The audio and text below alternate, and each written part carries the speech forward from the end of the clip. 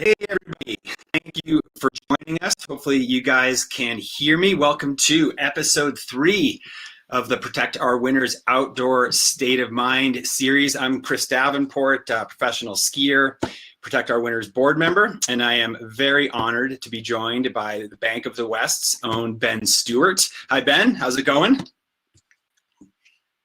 I'm doing good. It looks like a lovely day. I think you're out in California, correct? Nice.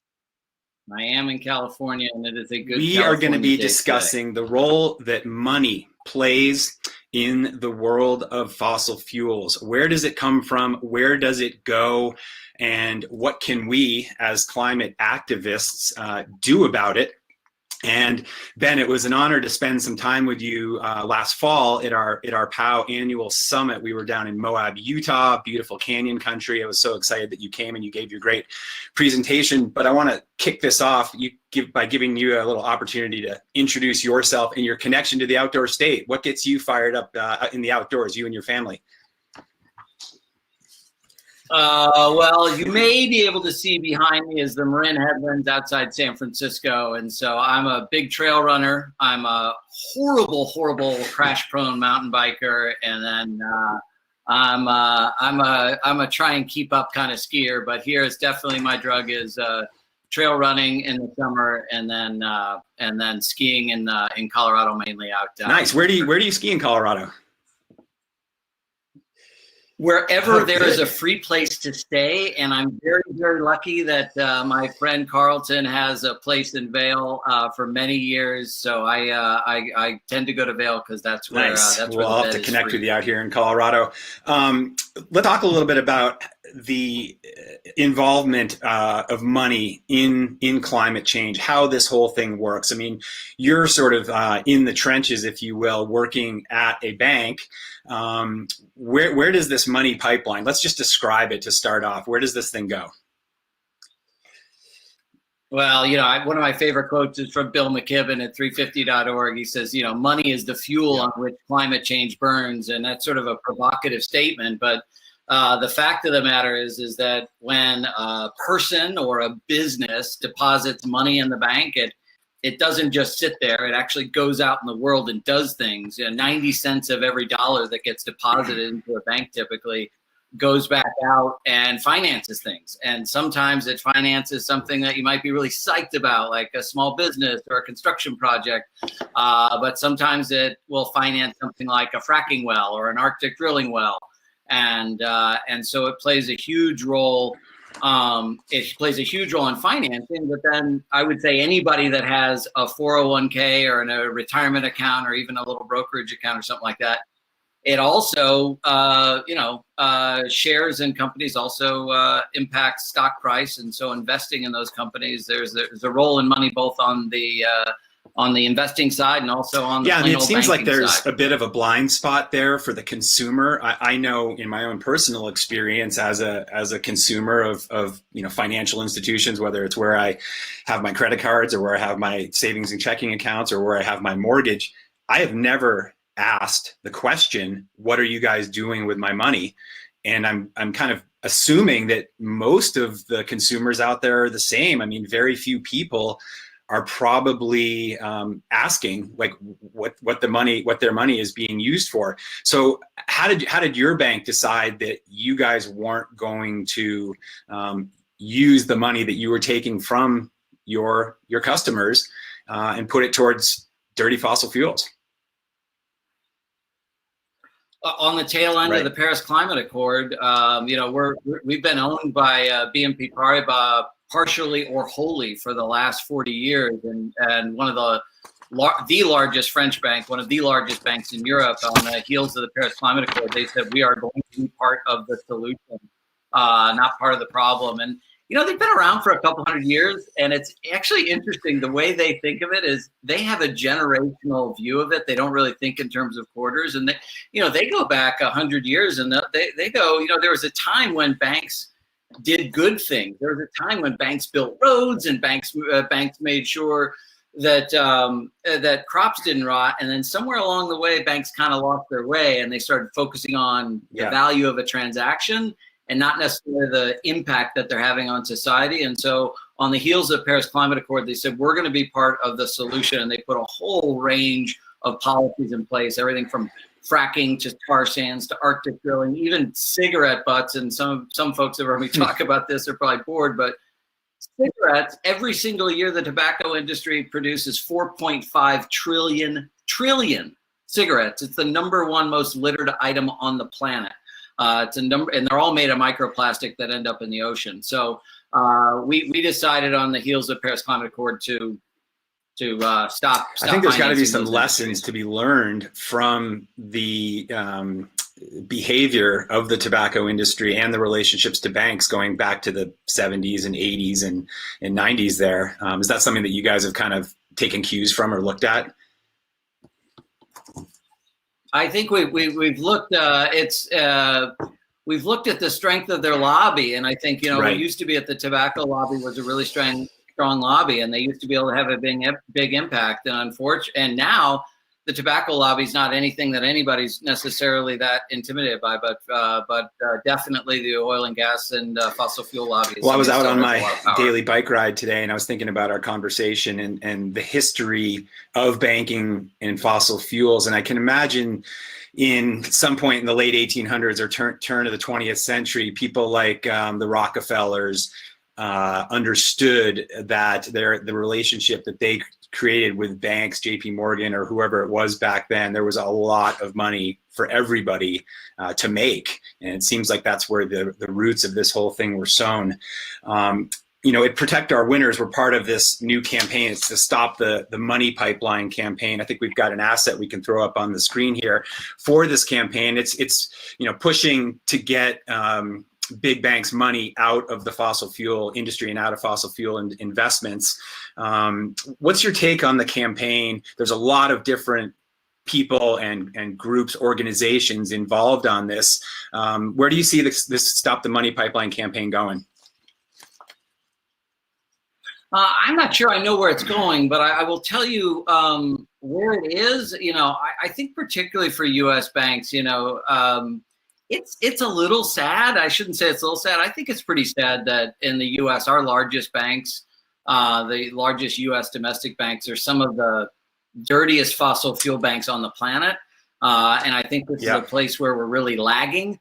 And, you know, when you look at something like the Rainforest Action Network's fossil fuels report card, you see the stark difference between European banks and the leadership stance that they've taken.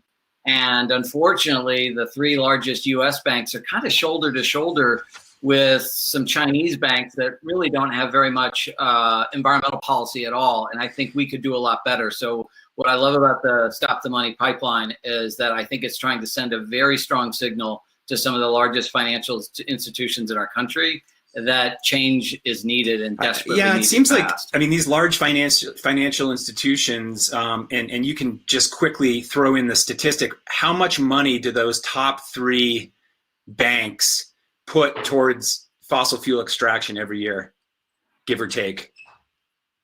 Well, I know since the Paris Climate Accord, the top 5, I think, have put in over $300 billion since the Paris Climate Accord. It's significant. And you know, I'll tell you, we talked earlier, if you don't mind, just for a second, we were talking about consumers don't necessarily understand, but since you're in Colorado, I remember having a conversation with a conservation organization in Colorado, trying to, you know, convince them that they should move their money, and they didn't realize that the money that they were collecting from their donors to protect very, very precious outdoor lands was actually being loaned out by their bank. And this particular bank was the largest tar sands bank, which is pumping oil from Canada during, you know, on all these pipelines that are coming in. And so just this idea that people don't understand what their money's doing. It's not just a consumer thing. We found it also. I hear you. I know a very large player in the ski industry that is doing the same thing. It's talking the talk on the environmental side, but it's not walking the walk on the banking side. I just wanted to go back quickly to your comment about what's happening in Europe and in China versus the United States. I think it's really interesting in Europe that there's such a strong social contract there. everybody kind of feels like they buy into doing the right thing. Of course, China and their authoritarian or their their different type of government, that's a whole different story. But why are we lagging so far behind Europe? I mean, these banks are global banks. Yeah, and particularly in areas where we lead. We lead in areas of renewable. Yeah. We lead in electric vehicles. There's so many areas where we're leading, and yet for this, we're just lagging. And I just think it's a real. I've said it's sad, but I think it's a massive opportunity. And to the point that you've made in prior conversations, it's one of the biggest threats to business is climate change. I think Ron Chenard said, he goes, there's business to be done on a dead planet. And so even if you just had a mercenary business lens, you'd take action. And so that's why I think, going back to the outdoor state, and by the way, I love the outdoor state. I think the biggest swing state in the country is such a great idea. I'm a marketer. I wish I would have thought of that idea. And the role of Stop the Money Pipeline, I just think it's got a huge role to play. We need to accelerate energy transition, and the fact that the outdoor state it's agnostic of geography, it's agnostic of political party, it's passion based, it's freaking genius, and I'm so psyched to be even tangentially. Yeah, I agree 100%. When I first sort of got wind of the concept of the outdoor state and started reading some of the numbers of how many people in the United States participate in recreation in the outdoors or just enjoy public lands, it is a powerful, powerful voice, and one that has never been brought together in a way like this. So once again, thanks to all of you guys for joining us. Again, I'm talking with Ben Stuart from Bank of the West. Ben, this leads me into the, sort of my next question. I actually got a comment on Instagram from a follower a week or so ago as I was talking about the money pipeline and stopping it. He said, well, if you stop the money pipeline, there's no money for fossil fuel extraction. How do you drive your car? How do you light your stove when you're camping? How do you fly? Obviously, these things aren't going to just happen overnight. It's going to be kind of a long road, a marathon, if you will, to get to renewable energy being the dominant source of energy here. But how does that work from the banking side? If everybody uses responsible banks, if we truly stop fossil fuel development, how does this play out in a place like the Arctic National Wildlife Refuge, or even in my backyard here, fracking in Colorado? Well, I think the way it plays out first and foremost is, I think even in this horrible environment that we're living with now in COVID and what's happened to oil prices, we're finding that these sort of last-ditch efforts to extract the last little bits of fossil fuel, whether it's out of sand or shale oil, or let's go to someplace pristine like the Arctic Wildlife Refuge, and let's go in there and go get that last little bits of oil. I think the way this is going to impact it's going to stop those bridge technologies, which are simply last-ditch efforts to get it out. And imagine if we could stop that and put that energy, put all the money that was put into fracking, all the money that's built into the tar sands pipeline, all the money that's building these extreme oil drilling platforms in the Arctic, and said, why don't we put those resources into a renewable energy grid? And that way you can still accelerate energy transition and still have some traditional oil and gas. Even Bank of the West and BNP Paribas, we never claim that we have zero oil and gas. What we've said is that we are not going to finance these bridge technologies that are some of the dirtiest forms of getting energy. And so I think the first thing it's going to do is it's going to stop sullying places that don't need to be sullied just to get a couple extra drops of fossil fuel. Yeah, I think that's something that I didn't really think about, at least up until maybe I heard you speak in Moab, is that the money that's going into the fossil fuel industry right now is the dirtiest extraction. It's like you said, that last ditch effort to get whatever money is in the ground. That brings me to another point that you and I chatted about last week. It's pretty interesting that the banks are funding this fossil fuel extraction for private enterprise. That money is going into the pockets of individuals, but yet society is left with the cost dirty cost of this. How do you I don't know, how do you justify that? Yeah. Yeah, there's an old phrase that, privatize the profits and socialize the cost, and that's typically been something that's associated with packaging. Well, we'll make really cheap packaging, and then it'll just end up in a landfill and it'll leach into our water. But I think climate change is the ultimate example of privatizing the profits and socializing the cost, because there's not any kind of living organism on the planet that's not going to pay the price for this. And so, yeah, this is that socializing the costs and privatizing the profits is very, very apt to what's going on, both with fossil fuel, but also even more so just with climate change. Great answer. I agree 100%. I think I would be remiss if I didn't ask you, and you sort of brought it up there a moment ago, how the pandemic, how this apocalypse that we're living through right now plays into stopping the money pipeline. I mean, you've seen the price of oil drop to negative price. Is this something that works in our favor? Does it not? Explain how this current situation, the state of affairs in the world, plays into this conversation that we're having right now. All right. Well, this may be wishful thinking. You're permitted. My personal belief is that the zeitgeist that's going on right now, at least among the folks that are on this call, is that people are starting to realize that if you don't catch something early enough, it comes back and bites you in the ass.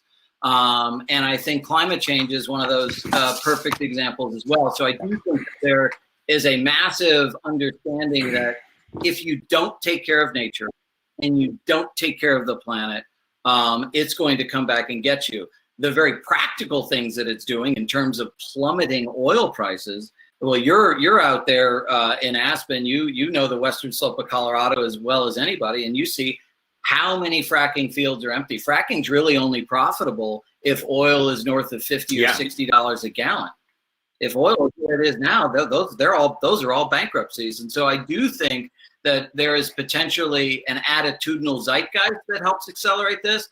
But then, really, really tactically, things like fracking, the U.S. gets 96% of its oil from fracking. And so if this can be a catalyst to get those resources and that energy directed towards a renewable energy future, I think it could be a good thing, as awful as this is, as we're all huddled around webcams for weeks at a time. Yeah, that's really helpful, Ben. That's great information. So it Protect Our Winners, going back years and years, we've always talked about trying to find our biggest lever, us as individuals, us as an organization. People ask me, Chris, I want to get involved. I want to do things. What can I do? We have a climate activist roadmap on the protectourwinners.org site.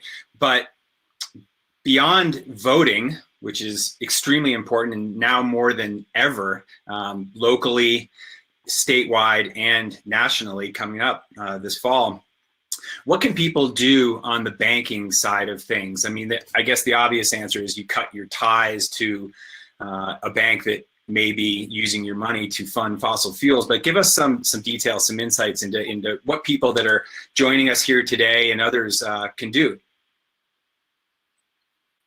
Well, I think there is a perception that changing your bank is a real big pain, and it's actually not. Given that you could probably crack open a beer or get a glass of wine between 6 and 7 during this shelter-in-place stuff that we're doing with your bank, and switch all of your bill pay. Actually, opening up a bank account's not that hard. I think switching your bills over, but most banks now, you plug in and say, I'm a Verizon customer, here's my account number, and it'll pre-populate. So switching's not that hard. And I would say even, again, I think a lot of us have a little bit more time on our hands than we used to. I would say even if you look in your investments or your retirement or your IRAs or your 401ks, a lot of companies have made it really easy to select a mutual fund that doesn't have a lot of things that are harmful to the planet on it. So I think switching your bank isn't as hard as everybody thinks it is. And actually choosing investments and things for your retirement that aren't harmful, that's actually not that hard anymore either. I think companies like Vanguard and Fidelity, they've launched mutual funds that are pretty easy to get into. We're launching something here pretty soon that we're hoping we can put sort of sustainable finance in everybody's pocket. So it's not as hard as anybody thinks it is. That's great to know. I am going to be doing the same thing. Unfortunately, one of my credit cards is one of these banks, and I will be cutting that thing in half, giving them a call, and hopefully giving you guys a call, starting from scratch there. Oh, hey, and we're not there. Hey, there are some great institutions out there. You've got Aspiration, you've got Amalgamated, you've got Beneficial. There are credit unions. We're not the only game in town. You know, when we joined this and I talked to the folks at POW, I said, look, my job is not to shill for Bank of the West. My job is to raise the salient level of awareness of the roles that banks play in climate change. So most of the education, most of the speaking we do is about getting people to do exactly that, which is just be aware of it and make the appropriate changes. If we think of the outdoor state, which we talked about earlier, in about 50 million people that are sort of in that category, recreationalists and lovers of the outdoors, my guess is that many of them don't have big bank accounts. I know mine isn't overflowing. So does it even matter if I only have like $800 in my bank? Should I even switch? I think yes, because I think if you start thinking of working as a collective and you start working as a state, it does matter. And I also think of all the other choices that we make. You know, I see people with small apartments in San Francisco, a tiny little plot of land, they're kicking their compost ball around the back of their yard, and they're making all these really difficult life choices related to composting and recycling and transportation. And they could make one that they make the decision once and it yields benefits for years and years. And so I think this is all about collective behavior, period. And it's not just collective individual action. I think it's collective company action. You know, our involvement with 1% for the Planet and our involvement with the Conservation Alliance is designed to go shoulder to shoulder with some of the best companies on the planet to drive change. And I think when you've got your individual actions at the consumer level, you've got your business actions, you've got your legislative actions as a voter, I think people need to, this is a monstrous apex issue of our generation right now, and it's going to take action on multiple fronts and in cooperation with a bunch of constituents. I agree. You're getting me really fired up sitting here. I'm getting like sweaty palms, wanting to fight right now. Yeah, I know. Well, I've been asking a lot of questions of you, and we've got some questions from our audience in a little bit. But do you have anything for me? I just want to know from you because I went to the thing in Moab with POW, their annual meeting, and it's very intimidating because a lot of professional athletes, a lot of really accomplished people, and so to see someone like yourself and Chris Steinkamp and some other people, you're just like, wow. What was your aha moment that you said, I'm going to dedicate a portion of my life to this subject? When did the lights go on for you and said, all right, I'm gonna start dedicating some hours? It's a really good question. It's one that I've given tons of thought on and spoken about at length for years. As a professional athlete, it's somewhat of a selfish endeavor. You're training and you're competing and you're filming, and it's all for the glory of your brand and yourself as an athlete. And what do you do with that? I mean, I just decided that I needed to actually do something with whatever notoriety or influence I had gotten through this hard work in skiing, and in traveling around the world for competitions and for films and things. I mean, I was and climbing and mountaineering. I was seeing changes happening in the mountains that I was visiting, and talking to other professional athletes that are in the mountains. They were seeing the same thing too. And so it was sort of in the back of my mind. I had kids. I was thinking about the way I grew up. My parents were really into the mountains, and I was thinking, I can't leave my children with a planet that's worse off than we found it. We have to actually act and leave it better for them. That's something that sadly it doesn't seem to be happening around the world, but something that we should be working towards.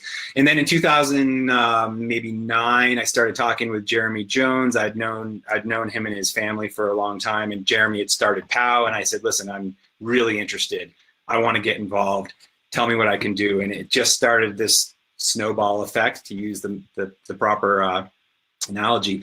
And it's really been some of the most meaningful things in my life, working with these people on this cause, people like yourself, learning about it. When I'm old and gray and taking my last run down the slopes, all those competitions and films and all that stuff isn't going to matter. This is the stuff that's going to matter, that we tried, that we took our gloves off and we fought.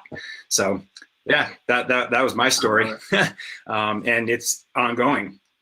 I love it. And just going back to notoriety for just a second, my neighbor apparently did a ski camp with you in Chile, and he came by wearing a Protect Our Winter shirt by my driveway last night. He goes, "Hey, I hear you talking to Chris Davenport tomorrow." He goes, "I'm wearing the shirt out here." So you have some notoriety even on my tiny street here outside San Francisco. So you'd be surprised to know how many people I know in your area, including my sister and her husband who live right up the road. Hey, we're getting some questions from some of our viewers. One of them is, and we heard this, I heard this the other day from some other people. What are the advantages or disadvantages of choosing bank over a credit union when you're deciding about green banking? I think at that point, I don't think it's a shock for me to say, banking and banking services are relatively commoditized. You put your money in, you can pay bills, they give you a piece of plastic, you can buy stuff, you can download it on your Apple, on your phone to have a mobile wallet. I would say it really just depends on, there are some things in terms of technology, the quality of the mobile app. I would say the other things are just distribution. Is it convenient to where you work? Is it convenient to where you are? And then as it gets a little bit more complex, I think there are certain things that a larger bank has, particularly when it comes to if you're in a small business or if you've got more cash or have more requirements. But I would say those are it. There's not a lot there. I think customer service is important. I think distribution, is there ATMs everywhere? Is there a branch if you need to go get a particular transaction done? Those are things that are different. But I tell people all the time, if you're really happy with your credit union, you don't need to. There's no need to switch. I think the mission here is not to get people to switch from credit unions to a bank. I think the real mission here is to get people to divest from the largest fossil fuel banks and send a really clear signal to the market that financing climate change is not acceptable to that's a great answer. I don't know much about credit unions myself, so it's good to understand how that works. Our next question is, if I already switched banks, what are some other actions I could take? Well, of course, there's a lot, and POW has a campaign. We're actually asking banks to stop investing in fossil fuels, and we can throw that slide up perhaps again. We had that slide on the screen earlier in the show here. So you just text money to 65351, and as this is a collective effort, we'll all stop telling banks to funding climate change. So yeah, go ahead.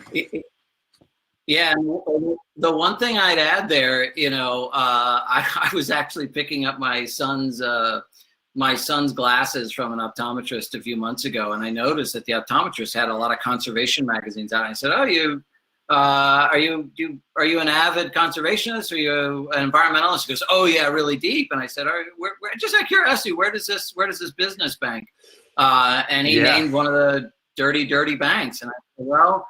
And I gave them the awareness. And so the other thing I think that everybody can do is when somebody whips out one of those debit cards, ask them, you know what your money's doing? You know what, we have the phrase, what on earth is your bank financing? And I think, there's a little bit of peer pressure here to say, it's one thing to say you're in the climate fight, and it's one thing to say you're dedicated to climate action. But if your patrons are going to be deposited in those banks and reloaned out in the world in the form of fossil fuel loans or things that harm the planet, there's nothing wrong with a little bit of peer pressure. No, I think peer pressure is important, and I really like the anecdote there from your optometrist. That's great. I mean, there's so many people. That's the blind spot, right? He's a conservationist, and he just didn't know because he didn't ask. So We all have to ask. I want to remind all of you guys that are watching that you are automatically entered in today's sweepstakes. You're going to win a $200 gift certificate from my friends at Spider, our friends at Spider Clothing. So that's great. Someone's going to win that. And Ben, 30 minutes goes by like that. I knew this was going to go by fast.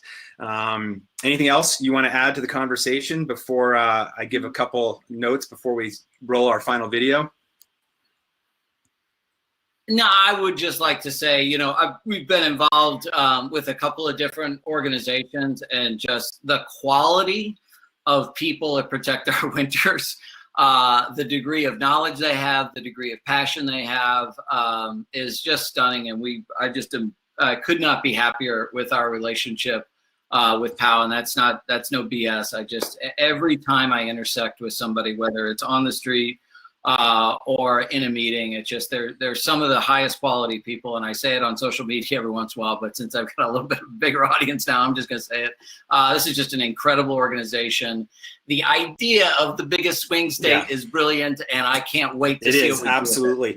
For those of you that posted questions that we did not get to, we will answer those offline of this conversation. So thank you guys for sending those in.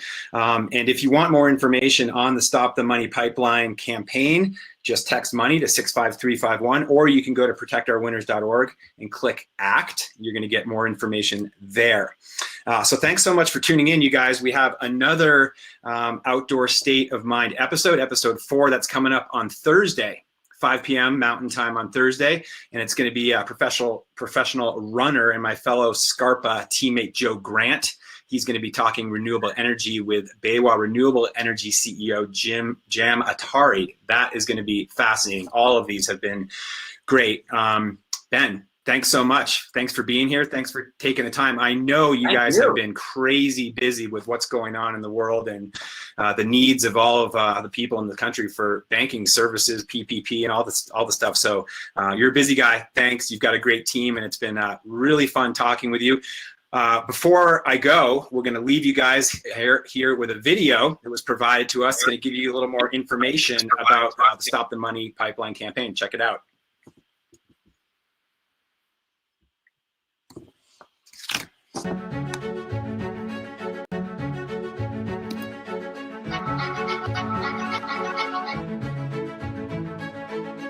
Businesses that are serious about sustainability, what must they be doing right now?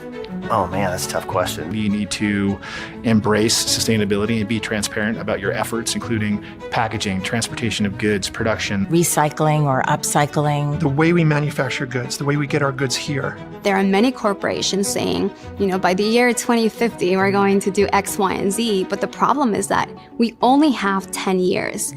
That's it. We have 10 years to solve this crisis before it gets out of hand. When you put your money in a bank, it doesn't just sit there. The bank makes choices with it. They invest it in things, they finance things with it. And unfortunately, a lot of the banking industry has, made choices that are not positive for the planet. You think of like material suppliers, you think of factories, you think of food, you think of land conservation. But the last thing I would think of was like, somehow how I borrow money, it can be something that contributes to saving the planet.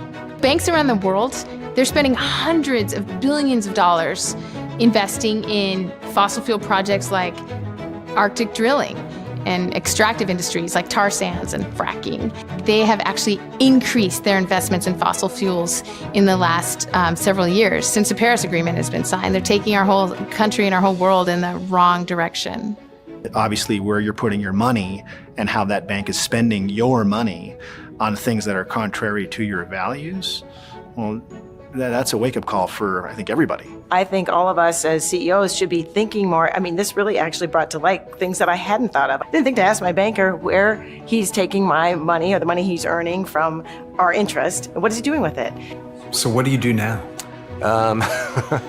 Take a closer look at who we're banking with. You can have agreements with banks that says my money cannot be invested in your normal portfolio, or you can take your money and put it in a bank that does not do any of that portfolio that damages the earth. If you had 1, 2, 3, 4 leaders of a Fortune 500 company calling banks and saying, you're either going to invest in clean energy and stop funding tar sands and Arctic drilling, or we're going to take our money and run, they're going to change. That's how the world works. It's good business to do the right thing for the planet. Without changing your mission or your model, just change where you do your banking. You can have a really powerful impact. I would urge CEOs to be bold, to be brave, and to be a leader. I think history will look upon them favorably, that they were the leader that is really making the difference.